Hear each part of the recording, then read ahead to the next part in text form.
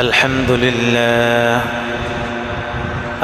لله وكفى وسلام على عباده الذين اصطفى أما بعد فأعوذ بالله من الشيطان الرجيم بسم الله الرحمن الرحيم يا أيها الذين آمنوا إذا نودي للصلاة من يوم الجمعة فاسعوا إلى ذكر الله وذروا البيع وقال النبي صلى الله عليه وسلم ألا أستحيي ممن تستحي منه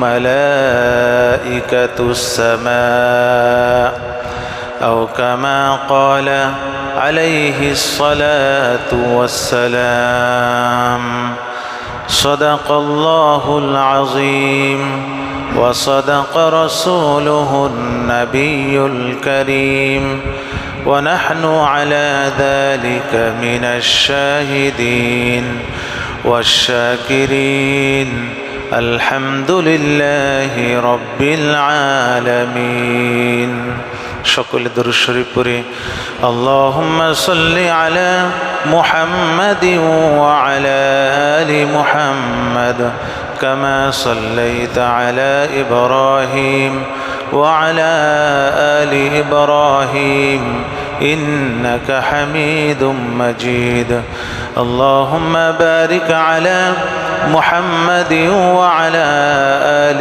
محمد كما باركت على إبراهيم وعلى آل إبراهيم إنك حميد مجيد بلغ العلا بكماله كشف الدجى بجماله حسنت جميع خصاله صلوا عليه وآله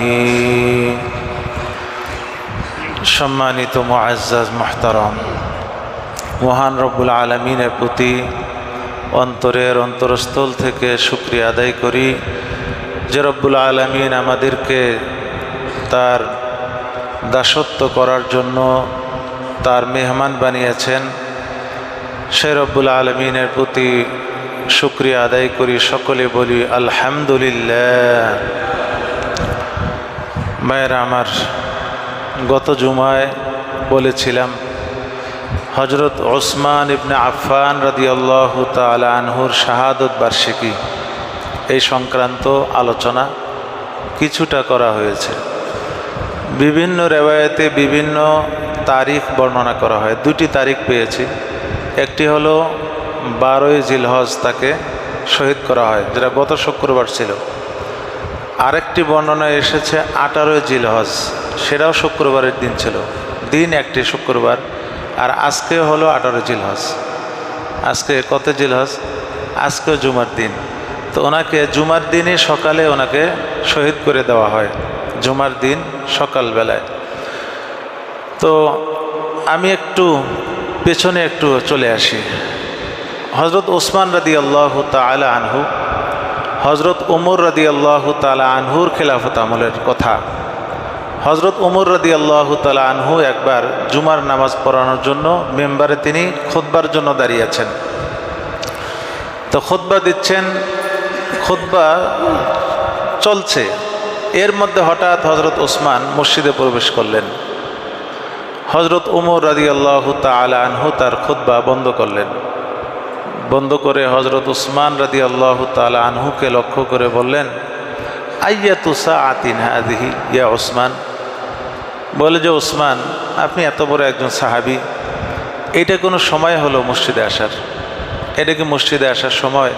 খুতবা চলতেছে, আপনি এই যে এই অন্তিম টাইমে চলে আসলেন, এটা কি কোনো সময় হলো মসজিদে আসার? হযরত ওসমান রাদিয়াল্লাহু তাআলা আনহু উত্তরে বললেন, ইয়া আমিরুল মুমিনিন, হে আমিরুল মুমিনিন, আমি একটু ব্যস্ত ছিলাম বাজারে, আমি আজান শোনা মাত্রই শুধুমাত্র উজু করেছি আর মসজিদে চলে আসছি, বিন্দু মাত্র আমি বিলম্ব করিনি। আজান শুনেছি আর চলে আসছি, আমি শুনেছি, উজু করেছি, চলে, এতটুকু বিলম্ব শুধুমাত্র উজু করেছি। উজু করতে যতক্ষণ লাগে। হজরত উমর রাদিয়াল্লাহু তাআলা আনহু বললেন, ওয়াল উজু আইজান, আপনি শুধু উজু করেছেন, আজান শুনে শুধু উজু করলেন? আপনি জানেন না নবীজি সাল্লাল্লাহু আলাইহি ওয়াসাল্লাম বলেছেন যে জুমার দিনে কি করতে হয়? গোসল করতে হয়। তা নবীজি গোসলের নির্দেশ দিয়েছেন, গোসল করতে বলেছেন, আর আপনি শুধু উজু করে আসলেন, বাস ঘটনা এখানেই শেষ। এখান থেকে কিছু মাসআলা আসে, জুমার দিনে গোসল করা আসলে কি। তো যারা দাউদে জহেরি, যারা হাদিসের অর্থের উপর আমল করে, তারা বলেন যে জুমার দিনে গোসল করা ওয়াজিব, গোসল করতেই হবে। কিন্তু আয়েম্মায়ে আরবা, 4 ইমাম এবং জমহুরে ওলামা ইকরাম, ফুকাহা ইকরামের মতে হলো জুমার দিনে গোসল করা ওয়াজিব না, সুন্নত। ওয়াজিব নয় এর প্রমাণ হলো হজরত ওমর, তিনি কিন্তু হজরত উসমানকে ফিরিয়ে দেন নাই যে আপনি যান গিয়ে কী করে আসেন, উজু করে আসেন, এটা কিন্তু করেন নাই। যদি করতেন তাহলে বুঝে যেত যে গোসল করা কি ওয়াজিব। যেহেতু ফিরিয়ে দেন নাই, তাতে বোঝা গেল জুমার দিনে গোসল করা ওয়াজিব নয়, বরং কি সুন্নত। হজরত উসমান রাদিয়াল্লাহু তাআলা আনহু এই যে একটি জিনিস তিনি ধাক্কা খেলেন, হজরত উসমান ওমরের খেলাফত আমলে এই ধাক্কাটা তিনি খেয়েছিলেন যে আমি আজানের পরে ঢুকলাম আর আমার কথা শুনতে হলো। তাহলে এরকম কত লোকের এরকম পিছিয়ে আসতে হয়, পরে আসতে হয়। তার যখন খেলাফত আমল চলে আসলো, কয়েক বছর যাওয়ার পরে তিনি কি করলেন, সাহাবাদের সঙ্গে মশওয়ারা করলেন যে এখন মদিনার বসতি বেড়ে গেছে, চতুর্দিকে ছড়িয়ে গেছে, মানুষ কাজকর্মে ব্যস্ত থাকে। তা আমরা যদি এই যে খুতবার আগের যে আজান, যেটা নবীজির যুগে ছিল, আবু বকরের যুগে ছিল, ওমরের যুগে ছিল, যে আজানটা, আমরা যদি এই আজানের আগে আর একটা আজান দেই, একটু আগে আজান দিলাম, যারা বিভিন্ন কাজে ব্যস্ত থাকে তারা যেন ফারেগ হয়ে উজু গোসল করে কোথায় আসতে পারে, মসজিদে আসতে পারে, তাহলে কেমন হয়? তখন সাহাবা একরাম যারা ছিলেন সবাই একমত দিলেন যে খারাপ হয় না, জিনিসটা অনেক ভালোই হয়। তখন সকলের সম্মতিক্রমে তিনি এই যে প্রথম আজানের বিধান করলেন, এটা হলো হজরত ওসমানের সুন্নত, তিনি এটা কি করেছেন, এটা চালু করেছেন। এবং এই আজান যে প্রথম আজানটা সাহাবা ইকরামের ইজমার ভিত্তিতে হয়েছে, সাহাবা ইকরামের ইজমা, বিদায় ইজমা পালন করা জরুরি, ইজমাকে মান্য করা এবং এটা কি মেনে নেওয়া, পালন করা, এটা কিন্তু ওয়াজিব, জরুরি। বিদায় প্রথম আজান, ইযা নুদিয়া লিস-সালাহ, আল্লাহ তাআলা বলেছেন যখন আজানের যখন জুমার দিনে আজান দেওয়া হয় নামাজের জন্য, ফাসআউ ইলা যিকরিল্লাহ, তখন হে আমার বান্দারা বাসায় বসে আর থাকবে না, এখন দৌড় দাও মসজিদের দিকে। প্রথম আজানেরই এই যে এটা অন্তর্ভুক্ত হয়ে গেল, এই আয়াতটা প্রথম আজানকেই অন্তর্ভুক্ত করেছে, আয়াতটা প্রথম আজানকে অন্তর্ভুক্ত করেছে, কেননা ওটাও কি নামাজের জন্য আজান এবং ইজমার দ্বারা প্রমাণিত। বিদায় এখান থেকে আরেকটি মাসলা আসে, জুমার প্রথম আজানের পরে কেউ যদি গোসল করেন মসজিদে আসার জন্য, এতটুকু ইজাজত আছে, অথবা সে উজু করতেছে, এতটুকু ইজাজত আছে। কিন্তু প্রথম আজানের পরে দুনিয়াবি কাজে, অন্য কোনো কাজে ব্যস্ত থাকা সম্পূর্ণ নাজায়েজ এবং হারাম, কেনা বেচা করা হারাম, সব কিছুই হারাম, নিষেধ। কিন্তু নামাজের জন্য প্রস্তুতিমূলক যে কাজগুলো, এইগুলোর কি রয়েছে, অনুমতি রয়েছে। ওই যে উসমান রাদিয়াল্লাহু তাআলা আনহু কী করলেন, ব্যবস্থা করলেন দ্বিতীয় আজান, অর্থাৎ আরেকটি আজান।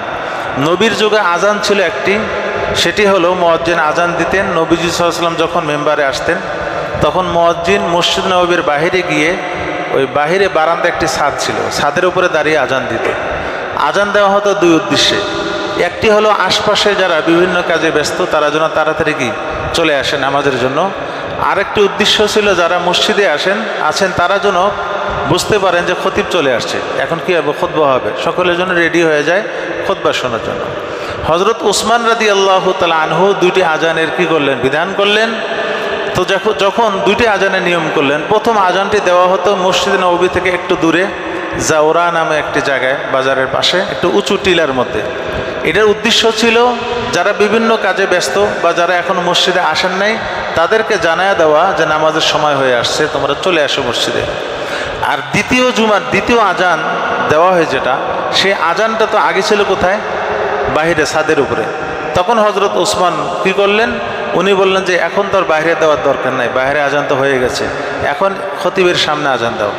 হজরত ওসমান রাদিয়াল্লাহু তাআলা আনহুর যুগ থেকে সামনে আজান দেওয়া আরম্ভ হলো, খতিবের সামনে, শুধুমাত্র উপস্থিতিদেরকে জানানো যে এখন খুতবা হবে। এখন বিভিন্ন শগল থেকে, অন্য ইবাদত থেকে ফারেক হয়ে শুধু কি শুনতে হবে? খুতবা শুনতে হবে। এই জন্যে হজরত ওসমান রাদিয়াল্লাহু তাআলা আনহু দ্বিতীয় আজানের ব্যবস্থা খতিবের সামনে তিনি করলেন। এই হলো হজরত ওসমান রাদিয়াল্লাহু তাআলা আনহুর দ্বিতীয় আজান বা এই যে প্রথম আজান চালু করার কারণ।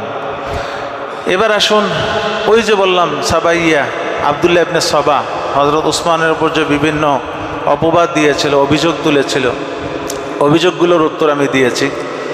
হজরত ওসমান রাদিয়াল্লাহু তাআলা আনহু যেদিন শহীদ হন, শুক্রবারের দিন, বৃহস্পতিবার দিবাগত রাতে, উনি স্বপ্নে দেখতেছেন যে নবীজি সাল্লাল্লাহু আলাইহি ওয়াসাল্লাম তার সামনে আসছেন এবং নবীজি সাল্লাল্লাহু আলাইহি ওয়াসাল্লাম ওসমানকে বলতেছেন, হে ওসমান, আজকে তুমি আমাদের সাথে ইফতার করবে, আজকে তুমি আমাদের সাথে ইফতার করবে। হজরত ওসমান রাদিয়াল্লাহু তাআলা আনহুর ঘুম ভেঙে গেল। উনি বুঝে ফেললেন যে আজকে হয়তো আমাকে শহীদ করা হবে, বিধায় আজকে আমি রোজা রাখবো এবং আজকে আমি কিছুই খাবো না, নবীজির সঙ্গে ইফতার করব। এমনটাই হয়েছে। ফজরের পরে তিনি বাস নিয়াত করলেন, রোজার নিয়াত করলেন। তিনি সকাল থেকে তেলাওয়াত করতেছেন। এর মধ্যে ঘরে প্রবেশ করলো হত্যাকারী যারা অপরাধী, সবাইয়া, আবদুল্লাহ বিন সবার অনুসারীদেরকে বলা হয় সবাইয়া। এ সবাইয়া বড় একটি দল প্রবেশ করলেন, তার দেয়াল টপকিয়ে ভিতরে প্রবেশ করলেন। সর্বপ্রথম হজরত ওসমানের ঘরে যে প্রবেশ করেছিলেন, তিনি দুর্ভাগ্যক্রমে তিনি ছিলেন হজরত আবু বকর সিদ্দিক রাদিয়াল্লাহু তাআলা আনহুর ছেলে মোহাম্মদ ইবনে আবু বকর। মোহাম্মদ ইবনে আবু বকরের জন্ম ছিল 10ম হিজরি জিলকদ মাসের শেষের দিকে। নবীজি সাল্লাল্লাহু আলাইহি ওয়াসাল্লাম যখন বিদায়ী হজে চলে যাচ্ছেন, জুল হুলাইফায় যখন এহরাম বেঁধেছেন, এহরাম বাঁধার পরে তিনি ভূমিষ্ঠ হন। তার মায়ের নাম হল আসমা বিনতে উমাইস রাদিয়াল্লাহু তাআলা আনহা। আবু বকরের স্ত্রী বিধবা ছিলেন, তার পুনর্বাসনের জন্য বিবাহ করেছেন। আসমা বিনতে উমাইস ছিলেন হজরত জাফরে তৈয়ারের স্ত্রী। হজরত জাফরে তৈয়ার যখন শহীদ হলেন, শহীদ হওয়ার পরে হজরত আবু বকর বিয়ে করেছিলেন। তারই গর্বে হলো মোহাম্মদ ইবনে আবু বকর। সে মোহাম্মদ ইবনে আবু বকর ছিলেন আবদুল্লাহ ইবনে সবার প্রতারণার শিকার হয়েছিলেন, যার কারণে তিনি ভুল বুঝে হজরত ওসমানের হত্যায় তিনি প্রথমে কি করেছিলেন? শরীক হয়েছিলেন। হজরত আবু বকরের ছেলে তার ছেলে মোহাম্মদ ইবনে আবু বকর, তিনি হজরত ওসমানের ঘরে প্রবেশ করলেন সর্বপ্রথম। এরপরে সাথে সাথে আরও অনেকে প্রবেশ করে ফেলেছেন।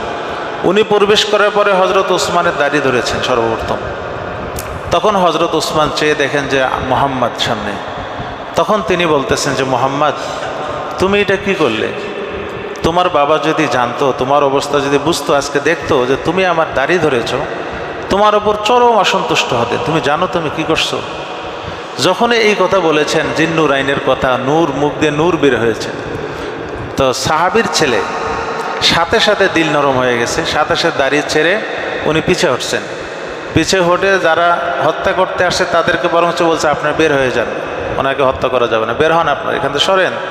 সবাইকে এখান থেকে বের করে দেওয়ার চেষ্টা করেছে। সকলের সঙ্গে তিনি মোকাবেলাও করেছেন যেন হজরত ওসমানকে হত্যা করা না হয়। শেষমেশ উনি বের হয়ে আসছেন। কিন্তু এর মধ্যে এই শত্রুরা, তারা তো 40 দিন অবরোধ করে রাখছে হজরত ওসমানকে হত্যা করার জন্য। আর মদিনায় তেমন বড় কোনো সাহাবি ছিলেন না, সকলেই ছিলেন কোথায়? হজে। পুরা মদিনা সাহাবি শূন্য, ম্যাক্সিমাম সাহাবিরা হজের উদ্দেশ্যে গিয়েছিলেন। তখন এই 40 দিন অবরোধের পরে আজকে হজরত ওসমানকে পেয়েছে। আর কি, হজরত ওসমান তেলাওয়াত করতেছিলেন, ওই অবস্থায় বিভিন্ন রেওয়ায়াতে বিভিন্ন জনের নাম আসছে। কেউ বলেছে আবদুল্লাহ বিন সবা স্বয়ং সে উপস্থিত ছিল, হাতে তার হাতে তলোয়ার ছিল। কেউ বলেন যে না, মিশরি একজন ছিল, অপরাধী এক মিশরি, সে মিশরির হাতে তলোয়ার ছিল। তিনি গিয়ে হজরত ওসমানের হাতে বড় একটা চোট দেন। চোট দিলে কোরআন তার হাত থেকে রক্ত বের হয়ে কোরআন ছিটকে পড়ে, হাতের রক্ত গিয়ে কোরআনে পড়ে যায়। হজরত ওসমানের স্ত্রী নায়েলা ছিলেন, তিনি সাথে সাথে পাশের ঘর থেকে চলে আসছেন স্বামীকে বাঁচানোর জন্য। তার উপর আঘাত করা হয়, তার কয়েকটা আঙ্গুল পড়ে যায়। এরপরে হজরত ওসমান রাদিয়াল্লাহু তাআলা আনহুকে তারা হত্যা করেন এবং শহীদ করে দেন। হজরত নায়েলা হজরত ওসমানের এই যে রক্তাক্ত কাপড় এবং তার যে আঙ্গুলগুলো শহীদ হয়েছে, আঙ্গুলগুলো সহ এই কাপড় প্রেরণ করলেন সিরিয়ায়, শামে। সেখানে ছিলেন হজরত ওসমানের চাচাতো ভাই হজরত আমিরে মুআবিয়া রাদিয়াল্লাহু তাআলা আনহু। হজরত আমিরে মুআবিয়ার কাছে এই রক্তাক্ত কাপড় পাঠালে হজরত আমিরে মুআবিয়া রাদিয়াল্লাহু তাআলা আনহু দেখে কান্না আরম্ভ করলেন, যেটা কি হয়েছে, সর্বনাশ। সাথে সাথে তিনি এই রক্তাক্ত কাপড় এবং আঙ্গুলগুলোকে দামেস্কের জামে মসজিদের মেম্বারের উপরে ঝুলিয়ে দিলেন। মেম্বারের উপর ঝুলিয়ে দিয়ে লিখে দিলেন যে হজরত ওসমানকে শহীদ করা হয়েছে, এ সবাইয়ারা হজরত ওসমানকে শহীদ করেছেন। তখন সেখানে অনেক সাহাবী উপস্থিত ছিলেন ওই সময় হজরত আমিরে মুআবিয়ার সঙ্গে। তখন সাহাবা একরাম এবং উপস্থিত জনতা সকলে কান্না আরম্ভ করলেন এবং এটা প্রতিশোধ নেওয়ার তারা প্রতিজ্ঞা করলেন যে যতক্ষণ ওসমানের হত্যাকারীদের প্রতিশোধ নেওয়া হবে না ততক্ষণ আমরা তাদের মোকাবেলা করে যাব। এই হলো তাদের বায়াত এবং তারা প্রতিজ্ঞা করলো। এদিকে তখন হজরত ওসমান রাদিয়াল্লাহু তাআলা আনহু যখন শহীদ হলেন, পুরা মদিনা খেলাফত শূন্য, খলিফা শূন্য। আমি সঠিক ইতিহাসটা আপনাদেরকে বলতে চাচ্ছি, কেননা অনেকের এই বিষয়ে অনেক কী রয়েছে, খারাপ ধারণা রয়েছে। সাহাবীদের মধ্যে কেমনে যুদ্ধ হলো, কেমনে মারামারি হলো। তো মারামারি তো করতেছে কারা? সাবাইয়া, আবদুল্লাহ বিন সাবা, যারা যিনি ইহুদি ছিলেন, ইহুদি। এরপর মদিনার সাহাবা যারা ছিলেন, মুসলমানরা সকলে মিলে এখন একজন খলিফা নিযুক্ত করবেন। কাকে খলিফা বানানো যায়? সকলে একমত হলেন যে হজরত আলী ছাড়া বিকল্প কোনো খলিফা এই দেশে এবং আমাদের ইসলামী হুকুমতে আর নেই। হজরত আলীকে খলিফা বানানো হোক। সকলে হজরত আলীর বাসায় গেছেন। কিতাবে আসছে হজরত আলী রাদিয়াল্লাহু তাআলা আনহু যখন শুনতে পারলেন যে তারা আসতেছে তার কাছে বায়াত নিতে, তিনি ঘরের দরজা বন্ধ করে দিলেন। বন্ধ করে তিনি ভিতরে অবস্থান করছেন। সাহাবা একরাম এবং মুসলমানরা গিয়ে বললেন যে হে হজরত আলী, আপনি দয়া করে আপনার দরজা খুলুন, আমরা আপনার হাতে বায়াত গ্রহণ করব। হজরত আলী বললেন যে না, আমি বায়াত দিতে পারবো না। এইরকম ফিতনা অবস্থার মধ্যে তোমরা কি করেছো জানো? কাকে হত্যা করেছো তোমরা? কাকে হত্যার জন্য তোমরা নীরব ছিলে জানো? তো এত বড় অপরাধ করার পরেও তোমরা আমার কাছে বায়াত নিতে আসো না, অন্য কাউকে তোমরা খোঁজো। তখন তারা সকলে পিরাপিরি করলেন যে না, আমরা বায়াত হবই, আমাদের আপাতত আপনি খলিফা হন এবং আমাদের এই মদিনাকে শান্ত করুন। হজরত আলী রাদিয়াল্লাহু তাআলা আনহু বললেন, দরজা খুললেন, খুলে বলতেছেন যে আমি তো আল্লাহ তাআলার কাছে অনেক লজ্জিত যে এমন সব লোকের বায়াত দেব আমি যারা এমন ব্যক্তিকে হত্যা করেছে যে ব্যক্তিকে দেখে ফেরেশতারা লজ্জাবোধ করত। অর্থাৎ হজরত ওসমানকে দেখে ফেরেশতারা লজ্জা করতেন, নবীজিও লজ্জা করতেন, ফেরেশতারা লজ্জা করতেন। এত তিনি কি লজ্জাশীল হজরত ওসমান ছিলেন, এত ভদ্র, এত অমায়িক ছিলেন। এমন ব্যক্তিকে যারা হত্যা করেছে, আমার দুঃখ হলো, আমি লজ্জিত আল্লাহর কাছে যে এই লোকগুলোর বায়াত দিতে হচ্ছে আমার। বিধায় তোমরা যা করেছো আমি এটা কোনোভাবে মেনে নিতে পারছি না। তাও আবার বায়াত নিতে এসেছে এমন অবস্থায়, যে অবস্থায় হজরত ওসমানের লাশ এখনো কোথায় রয়েছে, জমিনের উপরে এখনো দাফন করা হয় নাই। এই অবস্থায় তাকে দাফন না করে তোমরা আসছো আমার কাছে বায়াত গ্রহণ করতে, তোমরা যাও এখান থেকে, চলে যাও। তখন সমস্ত মুসলমানরা চলে গিয়ে হজরত ওসমানের দাফনের ব্যবস্থা করলেন। দাফনের ব্যবস্থাটাও এই আবদুল্লাহ বিন সবাইয়া এই শয়তানগুলো ভালো জায়গায় করতে দেয়নি। হজরত ওসমানের দাফন করেছেন, আপনারা দেখেছেন, তাকে দাফন করা হয়েছে অনেক দূরে, জান্নাতুল বাকির একেবারে শেষের দিকে, যেন তার কি না থাকে, নাম নিশানাও তেমন বাকি না থাকে।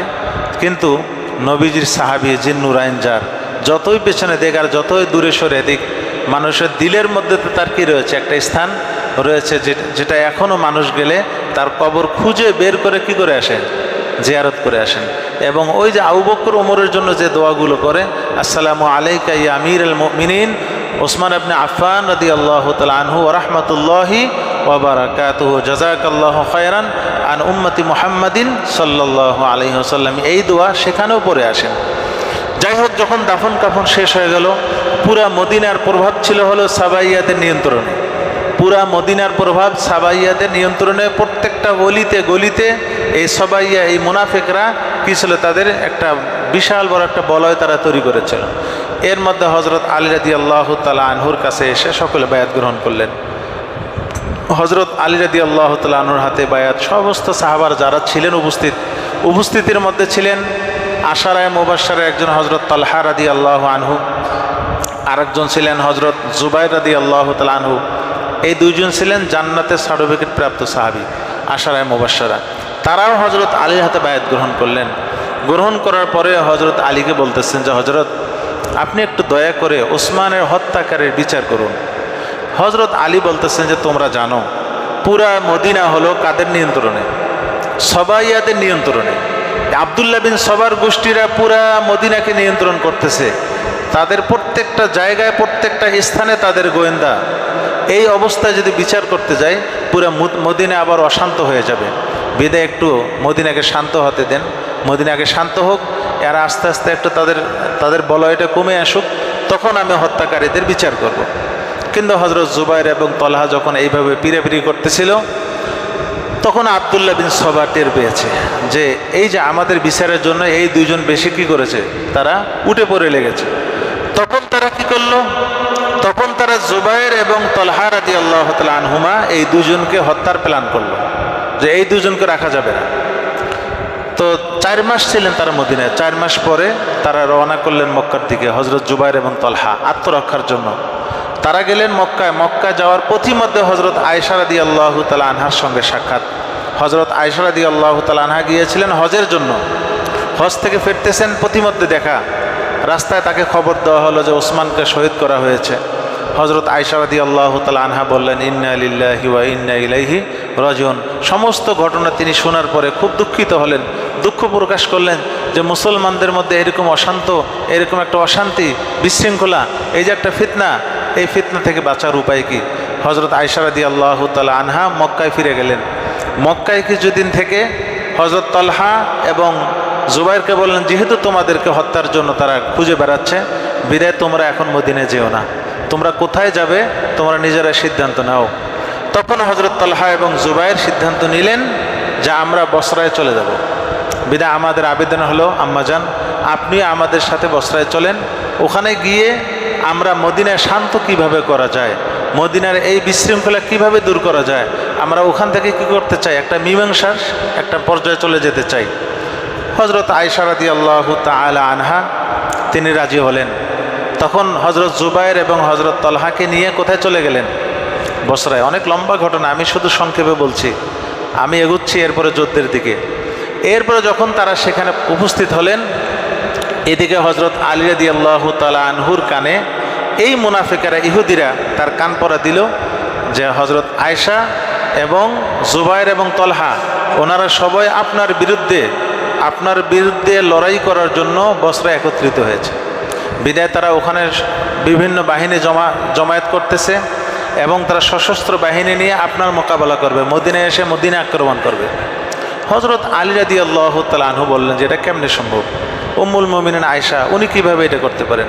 তখন আব্দুল্লাহ ইবনে সবা ছিলেন অনেক বড় বাকপটু, সে বাকপটুর মধ্যে হজরত আলীকে বুঝাইতে সক্ষম হলো এবং হজরত আলীও বুঝলেন যে হ্যাঁ হতে পারে যে তারা আমাদের বিরুদ্ধে লড়াই করার জন্য কোথা থেকে আসবে, বসরা থেকে আসবে। তখন হজরত আলী রাদিয়াল্লাহু তাআলা আনহু পরামর্শ করলেন, ম্যাক্সিমাম পরামর্শদাতা ছিল সবাইয়া, বললাম ওই যে তাদের নিয়ন্ত্রণে। তারা পরামর্শ দিলেন যে আমাদের মদিনায় বসে থেকে আর কোনো কাজ নেই, আমাদের সবাইকে সৈন্য নিয়ে বাহিনী নিয়ে এবং অস্ত্র শস্ত্র সজ্জিত হয়ে বসরার উপর আক্রমণ হবে। তারা আমাদের মদিনায় আসার আগে আমরা বসরার উপর আক্রমণ করব। এরপরে হজরত আলী রাদিয়াল্লাহু তাআলা আনহু এটার উপরে রায় দিলেন যে ঠিক আছে।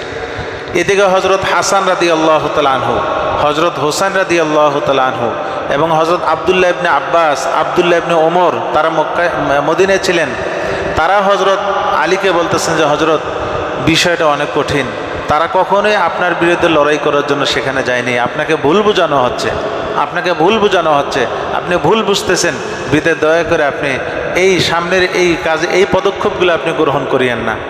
হজরত আলী রাদিয়াল্লাহু তাআলা আনহু বললেন আমার তো করার কিছু নেই, পরামর্শের সিদ্ধান্ত হয়েছে, আমরা আগে সেখানে যাই, যাওয়ার পরে দেখি ওখানকার অবস্থা পরিস্থিতি কি, সিচুয়েশন বুঝে আমরা কি করব, পদক্ষেপ নেব। সর্বশেষ রওনা করলেন হজরত আলী রাদিয়াল্লাহু তাআলা আনহু কয়েক হাজার, বিভিন্ন সংখ্যা রয়েছে, কোথাও রয়েছে 35,000, 30,000, আরও কম বেশ রয়েছে, বাহিনী রওনা করলেন বসরার উদ্দেশ্যে। বসরার পাশে গিয়ে অবস্থান করলেন, তাবু গাড়ল সাহাবা একরাম এবং মুসলমানরা। হজরত আলীর পক্ষে সৈন্যরা তাবু গাড়ল। তারা যুদ্ধ, যেভাবে যুদ্ধের মধ্যে কি তাদের তাবু তাদেরকে সাজাতে হয়, যুদ্ধ সব প্রস্তুতি নিয়ে তারা অবস্থান করলো। হজরত আয়েশা রাদিয়াল্লাহু তাআলা আনহা, হজরত তালহা এবং জুবাইর, ওই তিনজন যখন জানতে পারলেন যে হজরত আলী আক্রমণ করতে আসতেছেন, তখন তাদের বাহিনীও ওই দিকে কী হলো, প্রস্তুত হলো। বাস দুই দিকে দুই বাহিনী প্রস্তুত। হজরত আলী রাদিয়াল্লাহু তাআলা আনহু দুইজন সাহাবীকে প্রেরণ করলেন হজরত আয়েশার কাছে। কেউ বলেছেন সাহাবী, কেউ বলেছেন সাহাবী ছিলেন না, তাবিঈ ছিলেন। একজন ছিলেন হজরত কাকা, একজন ছিলেন মেকদাদ। এই দুইজন, কাকা তাকে এবং মেকদাদকে প্রেরণ করলেন হজরত আয়েশার কাছে। গিয়ে শুনে আসেন যে তাদের পরিস্থিতি কি, মনোভাব কি, তারা কি আসলে মদিনা আক্রমণ করার জন্য এসেছে কিনা। হজরত কাকা রাদিয়াল্লাহু তাআলা আনহু তিনি হজরত আয়েশার তাঁবুতে গেলেন এবং ওই মেকদাদ সহ হজরত আয়েশা রাদিয়াল্লাহু তাআলা আনহাকে সম্বোধন করে বলতেছেন, ইয়া আম্মা। আম্মা আমাদের বাংলা ভাষা, আরবিতে বলা হয় আম্মা, মানে হে আম্মা জান, বেশি দয়ার জন্য বলা হয় আম্মা জান। ইয়া আম্মা অর্থাৎ হে আম্মা জান, আপনি কেন বসরায় এসেছেন? এই হলো প্রশ্ন। হজরত আলী আমাদেরকে প্রেরণ করেছেন আপনার কাছে, আপনি বসরায় কেন এসেছেন? হজরত আয়েশা রাদিয়াল্লাহু তাআলা আনহা উত্তরে বললেন, যা আল ইসলাহু বাইনান নাস, আমি এই জন্য এসেছি লোকদের মধ্যে মীমাংসা যেন হয়, কিভাবে মদিনাকে শান্ত করা যায়, মীমাংসা করা যায়, মীমাংসার জন্য এসেছি। আর আল্লাহ তাআলা তো মীমাংসাকারীকে খুব পছন্দ করেন, এই জন্য আমি মীমাংসার জন্য এখানে এসেছি, যেন মদিনা শান্ত হয়ে যায়। তখন হজরত আয়েশাকে বললেন যে তাহলে দয়া করে হজরত জুবাইর এবং তলহাকে একটু আপনার দরবারে ডাকেন। তখন হজরত জুবাইর তলহাকে ডাকা হলো আয়েশার কাছে। তখন ওই কাকা রাদিয়াল্লাহু তাআলা আনহু, জুবাইর রাদিয়াল্লাহু আনহু এবং তলহা রাদিয়াল্লাহু তাআলা আনহুকে জিজ্ঞাসা করলেন যে আপনারা বসরায় কেন এসেছেন? একই প্রশ্ন ছিল। তখন এই দুই সাহাবী বললেন, আমরা বসরায় এসেছি একমাত্র যেন কিভাবে হজরত ওসমানের হত্যাকারীদের প্রতিশোধ নেওয়া যায়, এই পরিকল্পনাটা আমরা করার জন্য এখানে এসেছি। তখন তারা আরও জোরদার দিলেন যে হজরত ওসমানের হত্যাকারীর বিচার অবশ্যই করতে হবে এবং খুব দ্রুত করতে হবে। তখন হজরত কাকা তাদেরকে বুঝালেন যে দেখুন, হজরত আলী অনেক বেকায়দায় আছে। পুরা মদিনা হলো সবাইয়াদের একটা প্রভাব বিস্তার করেছে।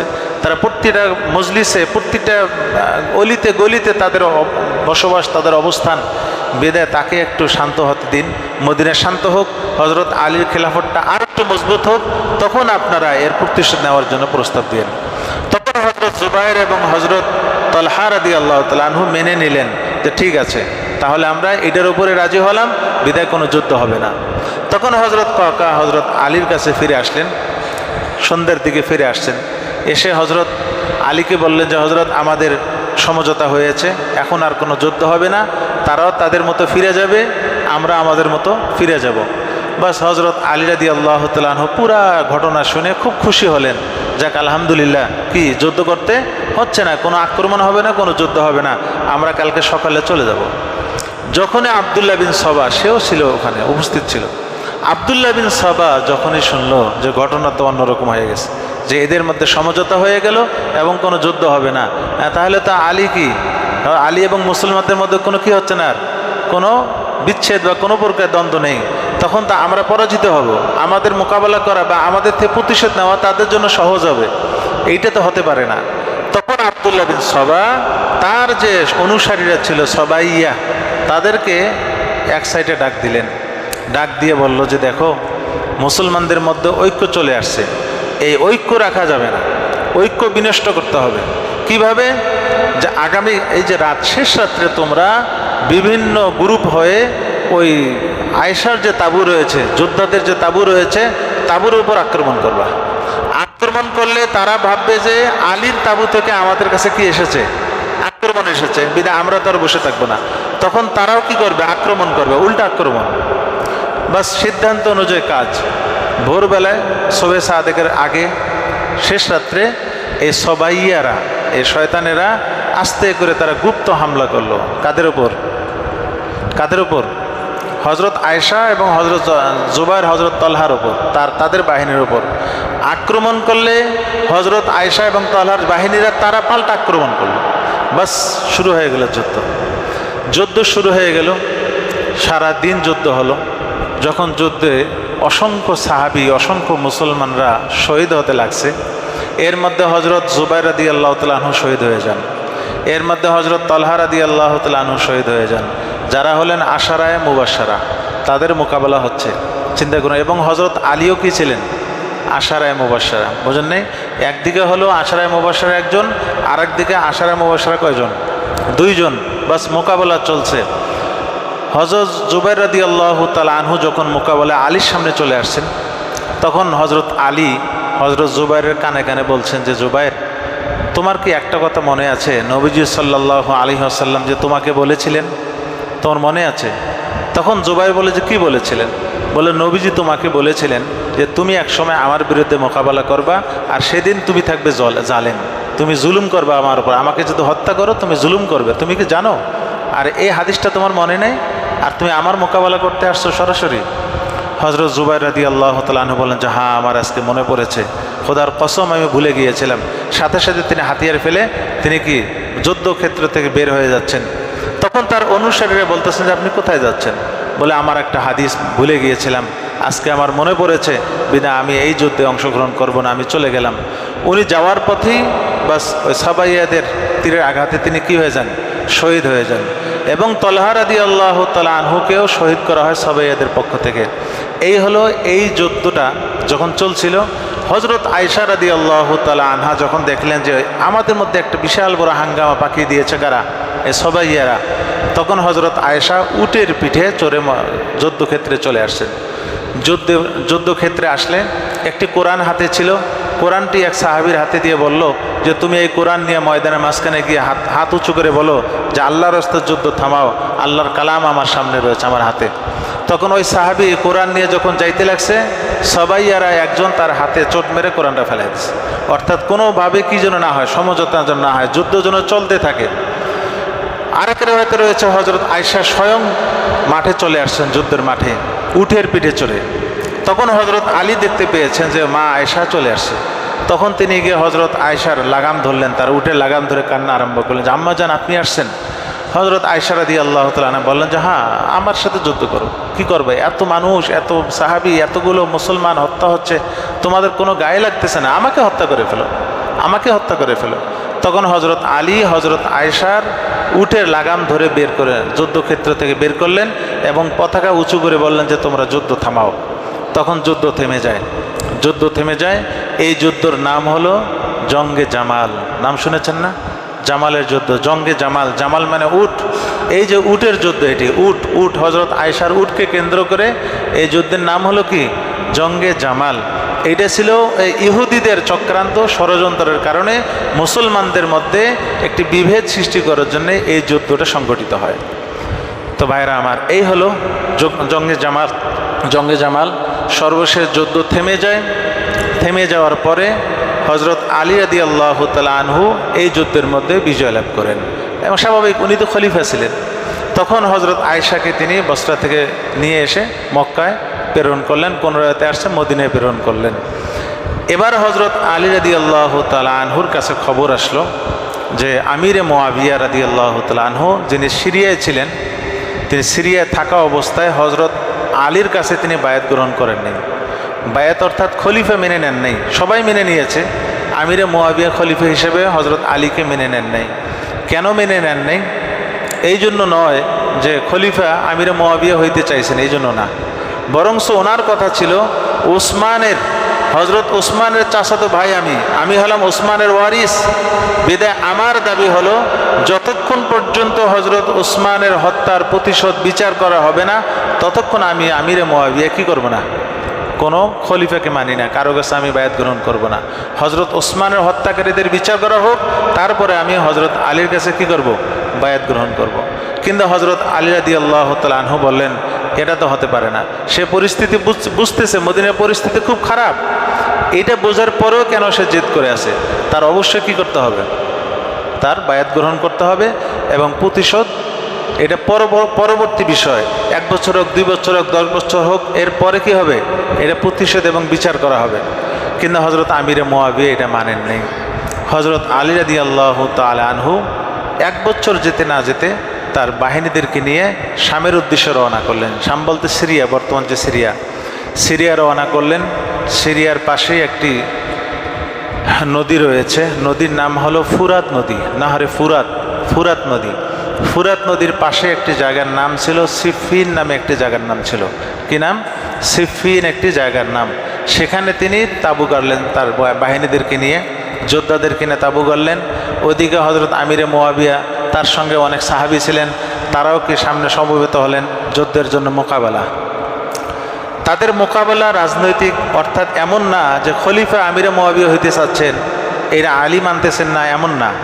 খলিফার মধ্যে কোনো কি ছিল না, মতবিরোধ ছিল না।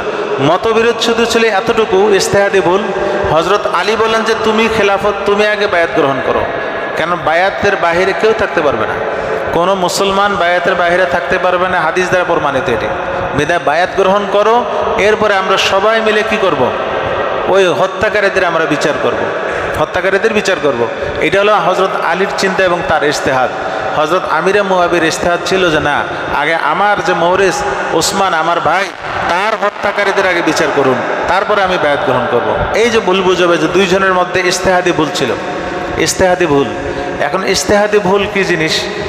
ধরুন মুস্তাহিদ যারা বড় বড় ইমাম, একই মাসলার মধ্যে 2 রকম মত আছে না, আছে কি না?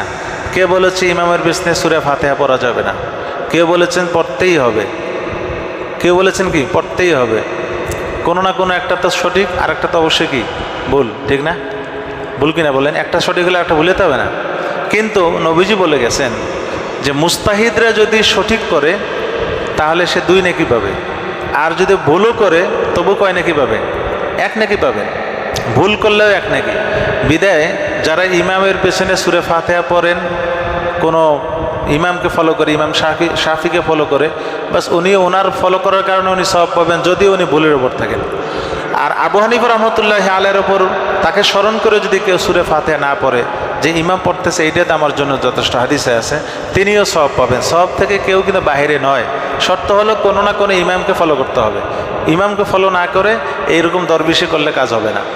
এবার আসুন, হজরত আলী রাদিয়াল্লাহু তাআলা আনহুর ইজতিহাদ ছিল একরকম, আমিরে মুআবিয়ার ইজতিহাদ ছিল একরকম।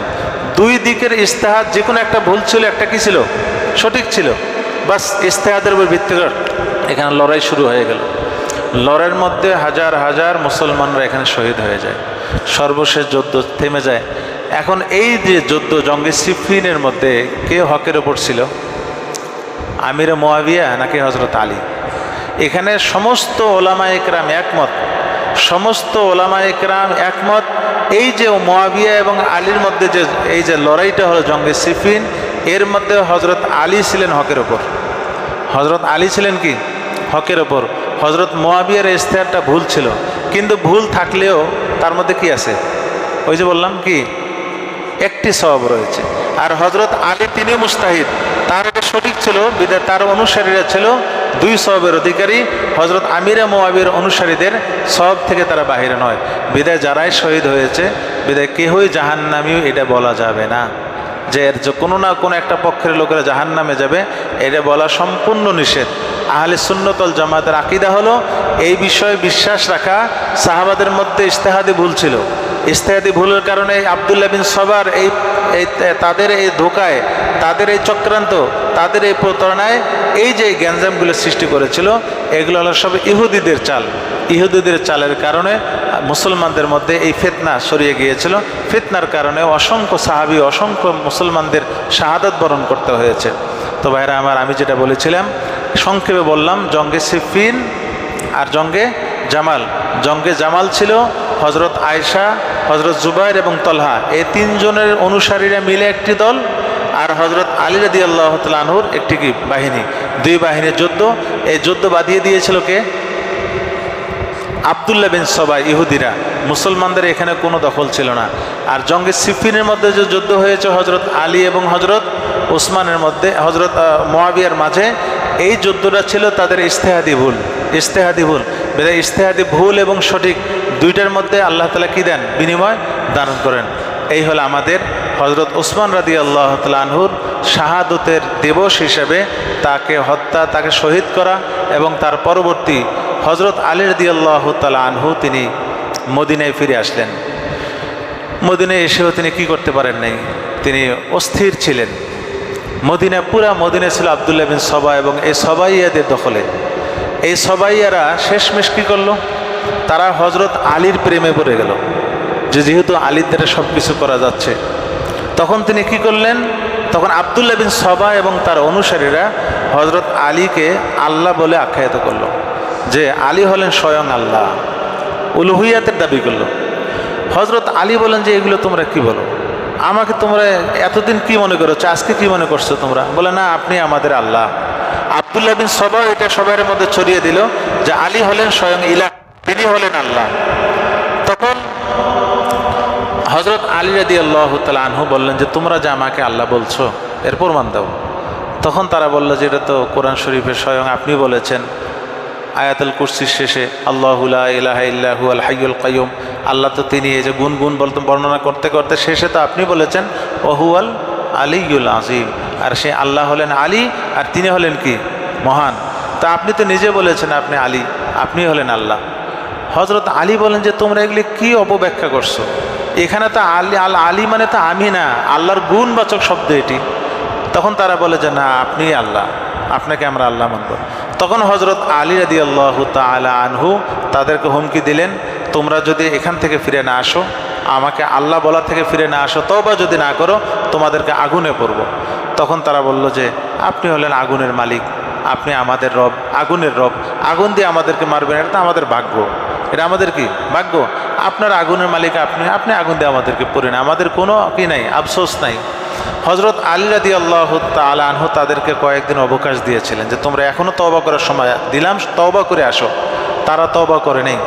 তখন হযরত আলী রাদিয়াল্লাহু তাআলা আনহু তাদেরকে একটি ঘরের মধ্যে ঢুকে বাহির দিয়ে লাগিয়ে দিয়ে আগুন দিয়ে তাদেরকে পুড়ে মেরেছিলেন। এই যে হযরত আলী, এই সমস্ত সাবাইয়া যারা হযরত আলীকে আল্লাহ মানত, এদেরকে আগুনে পুড়ে মেরেছিলেন। তো এই হলো সবাইয়েরা, এদের প্রতিশোধ হযরত আলীর হাতে হয়েছে। এবং হযরত ওসমানকে যারা হত্যা করেছে তাদের বিচার হয়েছে, কেউই স্বাভাবিক মৃত্যুতে মরে নাই। যারাই হযরত ওসমানের হত্যায় অংশগ্রহণ করেছিল সকলকে হত্যা করা হয়েছে, সকলেরই প্রতিশোধ নেওয়া হয়েছে। এই হলো হযরত ওসমান রাদিয়াল্লাহু তাআলা আনহুর শাহাদত দিবস হিসেবে তার শাহাদত এবং তার পরবর্তী জঙ্গে জামাল, জঙ্গে সিফিনের ওপর সংক্ষিপ্ত আলোচনা। আমাদেরকে সঠিক ইতিহাস জেনে আমাদের আকীদা এবং আমাদের বিশ্বাস সংরক্ষণ করার আল্লাহ তাআলা তৌফিক দান করেন। আমরা যারা সুন্নত পড়ে নেই, কবলাল জুমা 4 রাকাত সুন্নত পড়ি।